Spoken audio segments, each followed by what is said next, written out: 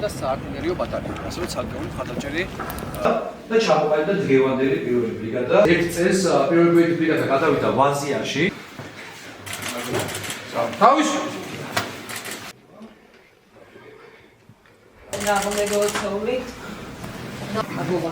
ბატონებო დღეს ვიმყოფებოდი დავით აღმაშენებლის სახელობის თავდაცვის ეროვნულ აკადემიაში, ასევე აღმოსავლეთ სარდლობის პირველ ქვეით ბრიგადაში და ჩემთვის ალბათ სიმბოლური არის, რომ პირველი ვიზიტი ჩვენს თავდაცვის ძალებში ჰქონდა. გავეცანი მათ მიზნებს, ინფრასტრუქტურას, იუნკერების არსებულ რეალობას.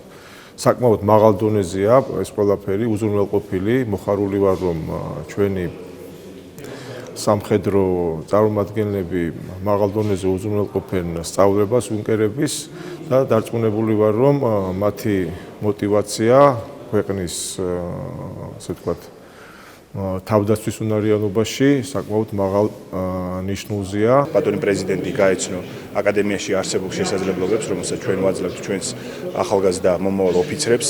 ეს არის დაწესებულება, საგანმანათლებლო დაწესებულება, რომელიც არის მოწინავე არა მხოლოდ საქართველოში, არამედ რეგიონში.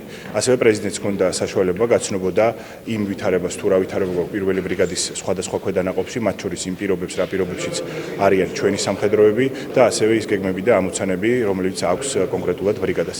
ჩვენთვის ძალიან მნიშვნელოვანია პრეზიდენტის ვიზიტი. ეს არის ძალიან დიდი პატივისცემის გამოხატულება საქართველოს თავდაცვის ძალების მიმართ და ჩვენ მომავალშიც გავაგრძელებთ ასეთ ვიზიტებს სხვადასხვა ქვედანაყოფებში საქართველოს მასშტაბით.